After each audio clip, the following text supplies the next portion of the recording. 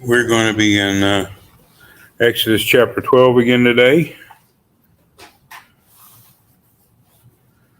Perhaps for the last time. Perhaps not. We covered all of 7 verses last time, and we've got quite a few more to go, but maybe we'll move through it. Yeah. Who's keeping score anyway? So, Exodus chapter 12, we're going to begin in verse 29 and read through verse 36. Now it came about at midnight that the Lord struck all the firstborn in the land of Egypt, from the firstborn of Pharaoh who sat on his throne, the firstborn of a captive who was in the dungeon, and all the firstborn of cattle. Pharaoh arose in the night, he and all his servants and all the Egyptians, and there was a great cry in Egypt, for there was no home where there was not someone dead. Then he called for Moses and Aaron at night and said, "Rise up, get out from among my people, both you and the sons of Israel, and go worship the Lord as you have said. Take both your flocks and your herds as you have said. Go and bless me also." The Egyptians urged the people to send them out of the land in haste, for they said, "We will all be dead." So the people took their dough before it was leavened, with their kneading bowls bound up in their clothes on their shoulders. Now the sons of Israel had done according to the word of Moses, for they had requested from the Egyptian articles of silver and articles of gold and clothing. And the Lord had given the people favor in the sight of the Egyptians. So they let them have their request. Thus they plundered the Egyptians. Okay. What do we think about that?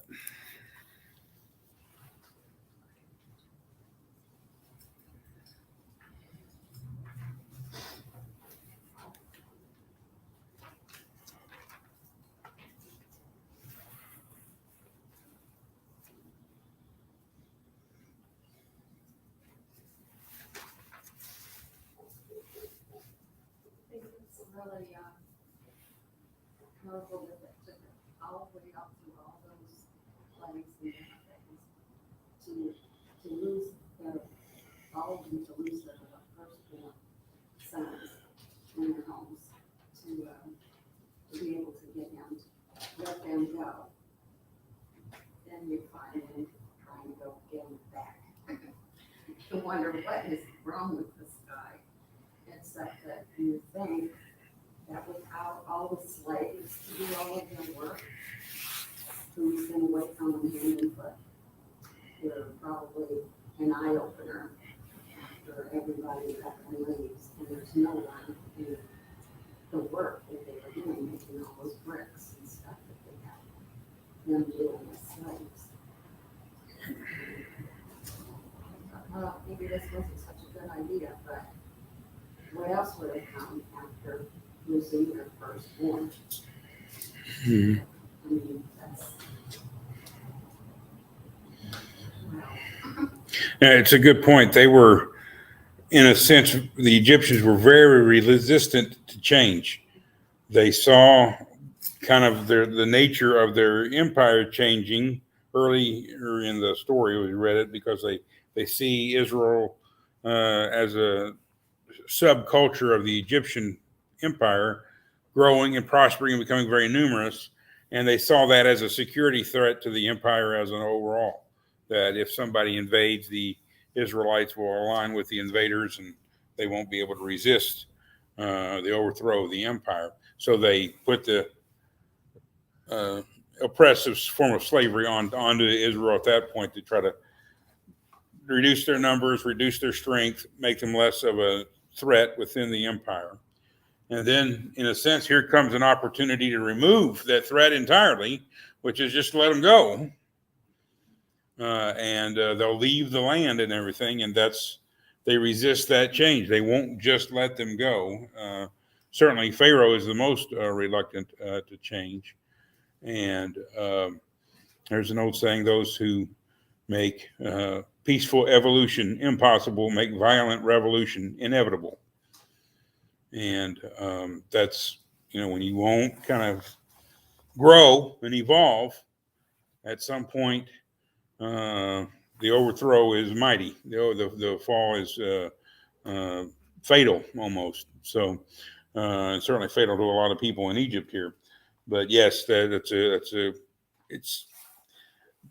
that they don't want to lose their empire, and yet they won't, in a sense, do what is the most prudent course of action to preserve their empire. So until they absolutely have no choice. Their empire kind of taken a big hit with all these plagues. Yes. And I really doubt that, it wasn't a democracy, but I really doubt that. Oh, it was the farthest thing from a democracy, yes. I doubt that he on the political spectrum was very popular. Well, with the people, and the people kind of knew what was going on. The people had sided with Moses already. Yeah. Moses had found favor. People love a winner, and Moses is continually winning, and Pharaoh is continually losing. So, yeah. It's interesting that Pharaoh asked for a blessing for Moses after this. I mean, it's just, I'm sure that he was looking for all the help he could get at that point in time. I can't imagine death in every household. Mm-hmm. It's just unreal to us. It had to be. I don't know how to even express it, how sad that would be, and how much. But Pharaoh, in the midst of all this, asked for a blessing. And Moses says, "Get out of Dodge," so, which is, like I say, it's. I guess he's grasping at straws. I don't know what else to say. Well, in the throes of grief, you don't know. You're just looking for anything really to get yourself through it. Not to trade too much on this recent event in Uvalde, Texas, but that is a community tragedy. That was something that certainly is very personal to the families directly affected, but you could see where something like that would just really hurt the whole community, where everybody is in pain. And I don't know if they're talking about like raising the school building where it occurred. They're not going to have it, or build a new one or something like that, I guess. I don't know if that's going to happen or not. But, that, do you send your kids back to that building? But if you went there maybe 20 years ago or whatever, that's your school, that's your old elementary school. And now it's going to be destroyed too. So, and maybe some people that had gone there as students, their children were impacted by that. So I don't want to that's still a very raw subject and all of that, but there are community tragedies. But within those community tragedies, usually the mass of the community is not directly impacted by it. So the people who are not so severely impacted can lift up and minister to those who are. And they don't really have that in Egypt this time, because everybody's in grief. Everybody has lost, not a household where there's not somebody dead. And the Egyptians, especially the wealthier Egyptians, had elaborate burial ceremonies. They mummified people, and that's a process that takes time. The Israelite culture around death was to bury you the same day you died. Either way, would be tough to deal with this amount of loss, but you could see where maybe mass graves or something like that would be expedient burials would be the order of the day, as opposed to your normal process, what you would normally maybe go through for someone you cared about. So they're kind of having that taken away from them too. This, how we would normally do things. This is not within the realm of normal. So how do we cope with that? How do we grieve with that? How do we do it as a community? And,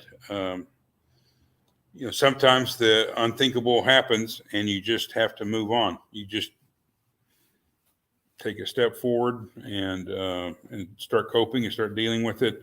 There was I'm sure this has happened in other parts of the world, but I think about 30 years ago, there was a horrible typhoon that hit one of the islands in the Philippines and absolutely devastated that island and killed dozens, maybe hundreds of people. I don't know exactly, in a remote area. And they had to send in crews and clean and just mass graves and everything because hot, humid climate, they did, it's a very much a health risk for everybody else at that point. So these mass tragedies like this are very difficult to deal with on a community level, certainly on a personal level too. That doesn't go away, but now the community has to grieve as well. And it's kind of just so overwhelming that the process of dealing with it is going to take a really long time. You do what you have to do on a practical level, maybe right away, if you can, and then all the emotional and grieving and healing that needs to occur is going to take a really long time because you can't even deal with it the way you would like to deal with it. So it's interesting. It's, there's so much. This is a long chapter about the 10th plague, and yet the 10th plague itself is just a few verses. There's everything around it, but the actual event, it's kind of like, and then the nuclear bomb hit and everybody got killed. That kind of, that's it. So it's a very brief narrative in the middle of all this description of ceremonies and everything. So it's an overwhelming loss, and it breaks Pharaoh. He is broken. And sometimes for some people, they have to be totally broken in order to begin to grow or begin to accept truths. And sometimes the addicts will say, I had to hit rock bottom before I began. And for many, rock bottom is you're in the hospital unconscious because you OD'd and they barely saved your life, or rock bottom is going to prison. And hopefully, most of us are more accepted to the possibility of change, of growth, than in obedience to God, that we don't have to get to that point. We all rebel against God at some point in our lives. But hopefully we're more accepting of correction and a change of course in our lives, that we don't have to go to this extent. But, such was not the case with Pharaoh. So, yes, ma'am. Probably shouldn't be thinking parent, but I wish there was a Moses to send up in I really do. I think that man's not going to quit until he has something wake him up. It's so bad on everybody else. It's really bad. I just want to say hi to Robin online. Hi, Robin. Yes, ma'am. No, I was just thinking with it. Yeah. How does this sound so familiar to today? It keeps happening over and over and over through history. Sometimes, like the Holocaust and world wars, it just doesn't seem to want to end at all. And until something really drastic happens, it won't. There's always another Pharaoh. That's what we've kind of back to this. There's always another Pharaoh. The Pharaoh may be named Adolf Hitler, Vladimir Putin, other. And in your own world, your Pharaoh may be your boss who is totally unreasonable and makes you do unreasonable things at work because you have to have the job. And there's little mini pharaohs. And I've suggested that we can look at the Old Testament stories in particular through the lens of the Babylonian captivity, when Judah is led off into captivity. Well, Nebuchadnezzar was another pharaoh, a later foreign power oppressing the Israelites. So, and maybe these stories, they helps them look back and say, well, if God can beat that pharaoh, he can beat this pharaoh. And so it gives us hope. Yes, ma'am. And if it wasn't bad enough, the death of the firstborn of the humans, they had all these cattle that the firstborn died that they had to deal with. And so they didn't have time to deal with both, really, like they normally would. It just made it that much worse. Yeah, good thing about that, those cows kind of took it to shorts. They've been hailed on, and I don't. I didn't know the Egyptian cows wore shorts, but They just kind of slipped out. But, yeah. I mean, they've had a rough time. I've seen some bulls that could have used wearing shorts. They would have been kind of nice, but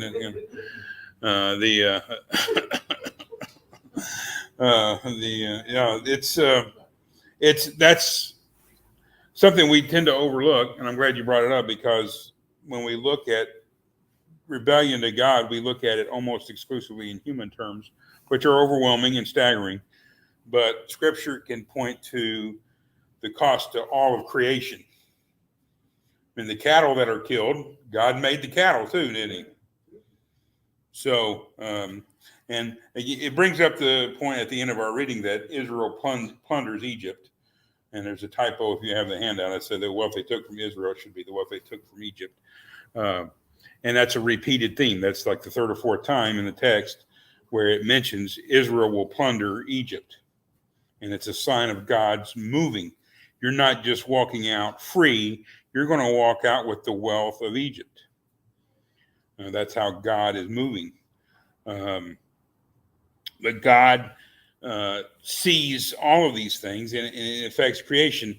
In the story of Jonah, I think it's 3 times God mentions the great city of Nineveh. And some people don't think that means much at all. I think it means a lot. I think Nineveh is a big city, and he's about to decimate it, but it's a big city, and he's not really in a big hurry to do that. He would rather spare the city. And then at the very end, when he does spare Nineveh for a time, he mentions to Jonah, think about all those cattle too. So God is God of all things, the creator, we believe, creator of all life.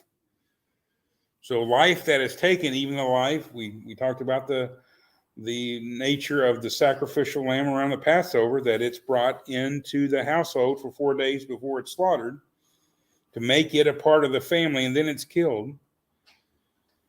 The Egyptians are part of God's family in a sense. They are still very much children of God.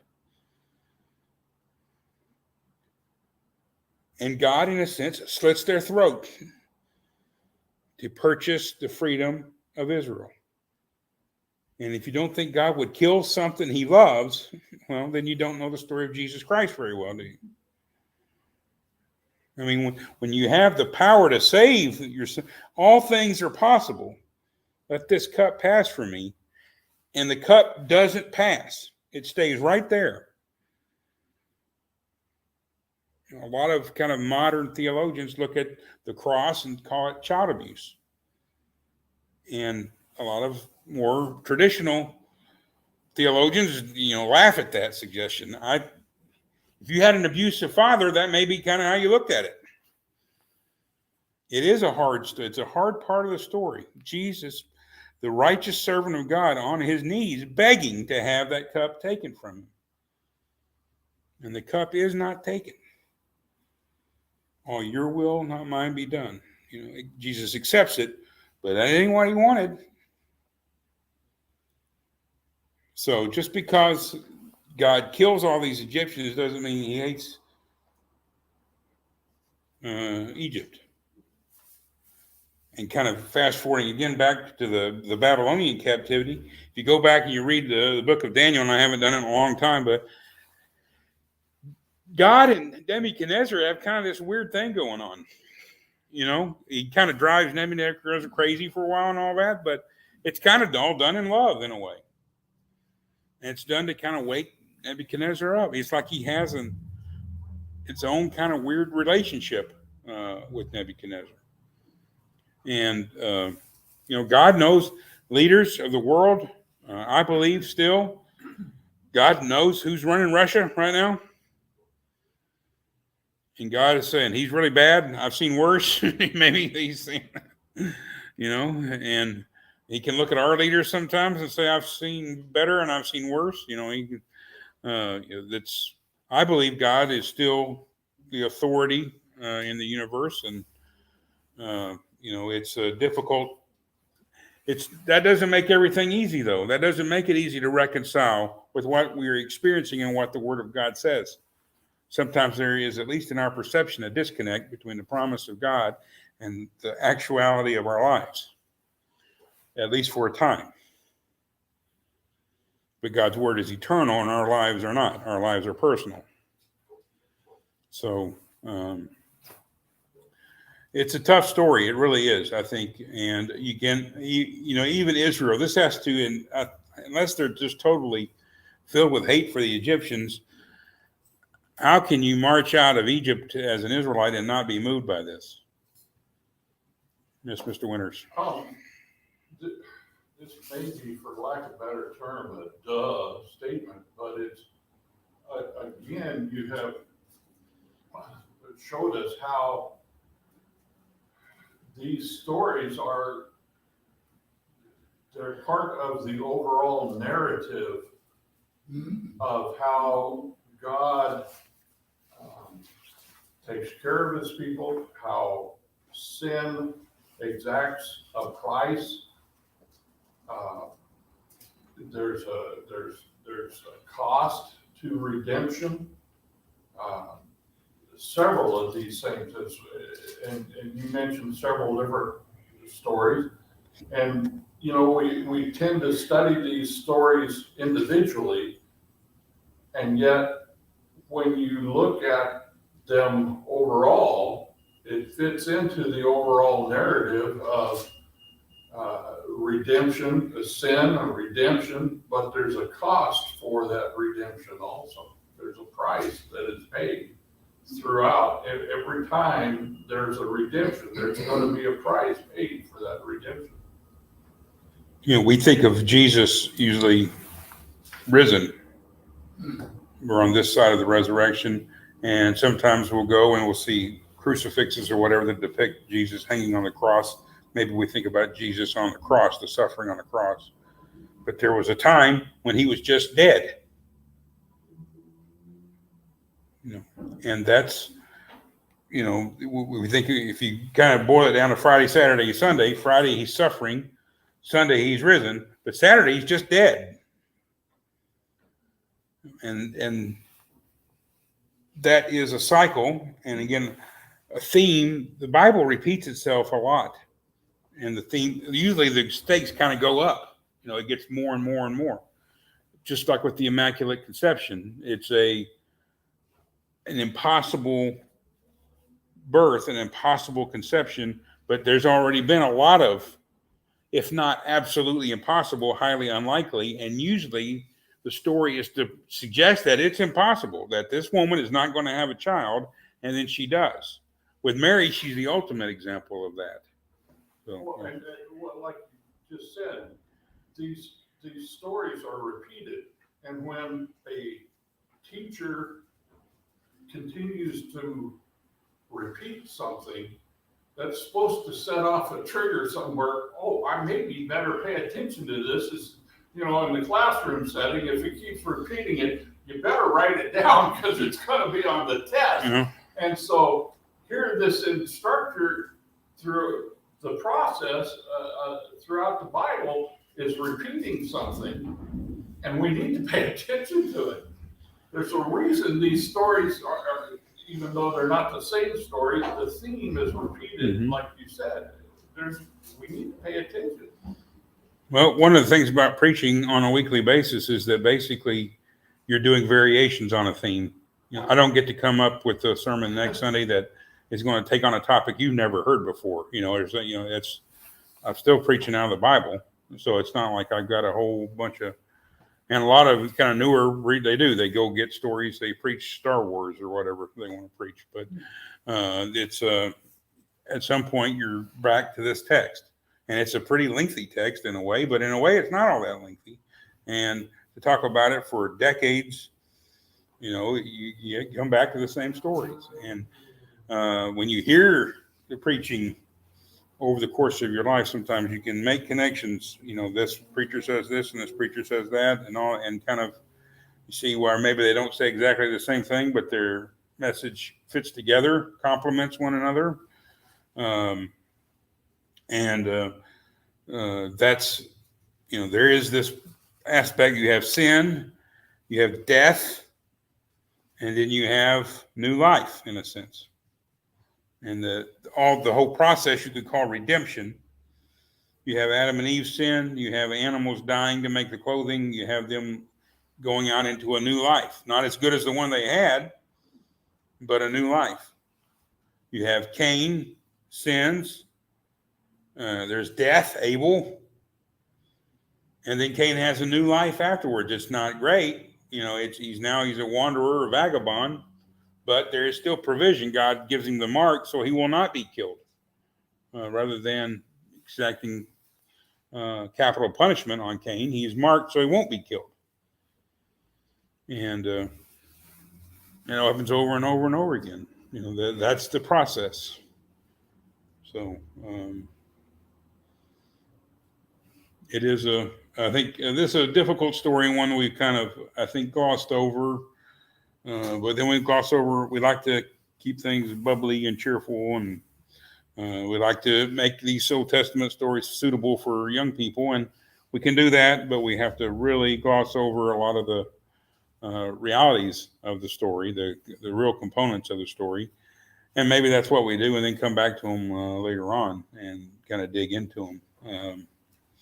Let's try looking at verses 37 through 41, and we're finishing it up next week and then getting into chapter 13. Verses 37 through 41. Now the sons of Israel journeyed from Ramses to Succoth, about 600,000 men on foot, aside from children. A mixed multitude also went up with them, along with flocks and herds, a very large number of livestock. They baked the dough which they had brought out of Egypt into cakes of unleavened bread, for it had not become leavened since they were driven out of Egypt and could not delay, nor had they prepared any provisions for themselves. Now the time that the sons of Israel lived in Egypt was 430 years, and at the end of 430 years, to the very day, all the hosts of the Lord went out from the land of Egypt. Okay. So in this passage, we get into some numbers, and the thing about numbers is when you try to figure out what they really mean, they can cause a lot of problems from a practical standpoint. It looks like this is really not likely. I think, first of all, before we get into all that, I was going to say, with God, all things are possible. Nothing is too great for God. And it could have been 600,000 men, which most scholars or whatever estimate to be 2 million people total. And if that's the population, you could certainly understand why Egypt was concerned with what they're having to deal with here. It's a lot of people. Others have pointed out, well, they're going to be in the wilderness for 40 years. That's a long time to support that many people in the wilderness. Of course, God sends bread from manna, bread from heaven, and it's not that God can't sustain that. It's also, I think, fair to kind of consider the text, particularly in the original language, and see if there might be a different way of understanding this that is more authentic, to the original text. Some have suggested that the term thousands here could actually be better translated as clans. So instead of 600,000 people, 600 clans of people. So 600 extended family units are leaving. It's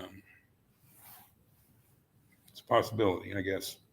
And then also the 430 years you would think would give you the time maybe to build up such a number, even though you've endured genocide along the way. But the very brief genealogy we find in Exodus chapter 6, verses 14 through 25, does not allow really for 430 years. I've suggested in other occasions, when you look at genealogies, they weren't as literal as we are. They weren't worried about putting every single generation in. You had to kind of earn your way into a genealogy. Otherwise, they would just skip you, I don't have any kids, so I won't be in the genealogy. They could skip right from my parents right to their grandkids, as far as I'm concerned. Of course, they include my older brother since he has kids, but you had to kind of earn your way into a genealogy, they think. And so that would maybe explain that difference a little bit, that the genealogy isn't intended to be complete and thorough. The only reason we're really getting into this is that this is the kind of thing that people, when they question the Bible, they bring up things like this. And then when people defend the Bible, sometimes they, again, try to be very literal with all of this and say that it has to have been this way. And I'm not saying it couldn't have been that way. I am suggesting that it doesn't have to be 2 million people leaving in order for the text to be true. First of all, on the face of the text itself, it might be clans rather than thousands. And that they just weren't as concerned with historical authenticity as we reckon it, as 21st century Western Christians, post-Enlightenment and all that, as we think about it. We look at legal documents and we read everything, and all of it is absolutely the same merit as anything else. And if it says that you have to bring the check to them by 5 o'clock on Friday and you bring it at 5:01 Friday, it's too late. That type of thing. You get stuck in traffic or whatever, tough. You should write it early. That kind of thing. Well, that's our way of doing things. And they didn't really have all those types of documentation. They were more probably vague on some of this stuff than we are. And that I would say, if somebody really wants to quibble over that, I've heard people quibble over the Holocaust, which is already mentioned, so I can bring it back up, I guess. But they quibble over the Holocaust occurring because they say, well, there's no way they could have killed 6 million people. At the most they could have killed was 2 million. Like, that's a lot better. Well, they only killed 2 million innocent people, so it wasn't really a Holocaust, I guess. I would just say that that's all of these numbers. They're useful. They probably have a symbolic meaning, and they're not impossible because God can do all things.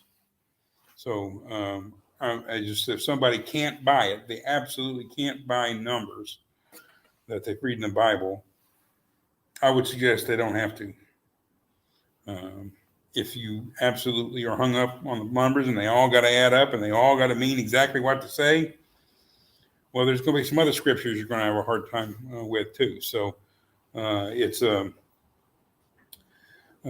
just something to think about anyway. There's also in your handout a note that there's some thought that the number 600,000, 2 million, whatever, would have been probably closer to the population of Israel at its zenith under the monarchy, under David and Solomon, when Israel has got its kings in place and they're very prosperous and they've got their land and settled and everything. And we've already talked about how there is this emphasis in the text to include subsequent generations in the original Passover. By observing subsequent Passovers, you are becoming a part of the original group. And I think that's maybe a fair way of understanding it too, that they're, and especially if you think, well, they're reading this in the Babylonian captivity period, and you're taking them back to high watermarks of Israel's history. When we were a great nation in Jerusalem, we had David and Solomon, and when we were, God was liberating, mixing that all together with the story coming out of Egypt. So I would suggest ultimately, this is not our story. We borrow from it heavily. This is Israel's story. And when we try to, it's very unseemly, I think, when you try to comment on, and we've done it a little bit here today, but when you, as an American or whatever, comment on other cultures, politics, and history, because you don't usually know all that much about it. We have some big problems with the guy running Russia right now. It's my understanding that he's still very popular in Russia, even though there's a lot of people that don't agree with the war. So hopefully, as Americans, we've learned what happens when we knock off leaders of one government and try to put in the people we want running that government. That doesn't usually work too well either. So there's just problems in the world that we can't fix. We have to be humble enough to acknowledge that. And so this is Israel's story. It's not even really Egypt's story, even though it directly affects them. This is Israel telling their story. And so we can just kind of take it at that. We can borrow from it, as we will do in our food. We've already done. We looked at the comparisons between Passover and Feast of Unleavened Bread with our rituals. I don't have a problem with the term rituals. Some people really hate to refer to the Lord's Supper as a sacrament or a ritual. I think it's a gift from God. It's an observance that Jesus himself gave us. If that's not a sacrament, I don't know. I guess there are no sacraments. But it is foundational to our practice and our belief system, I think. So anyway, if you are really insistent that these numbers are absolutely accurate and this is what happened, I wouldn't argue with you. If you don't think these numbers are to be taken literally, I wouldn't argue with you and try to convince you they should. So I certainly believe God can do anything. So I'm kind of left. My personal take on it is I don't know, and I don't really care that much. I mean, it wouldn't shake my faith to find out later on that these numbers were symbolic numbers pointing to something else rather than the actual population of Hebrews being liberated from Egyptian captivity. Some people, that's not good enough. So you can't make everybody happy. Well, anyway, we kind of rushed through that, but we'll finish up the last 10 verses of Exodus 12 next week and move into Exodus 13. So thank you for your attention and your comments. Mr. Winters, will you lead us in a closing prayer, please?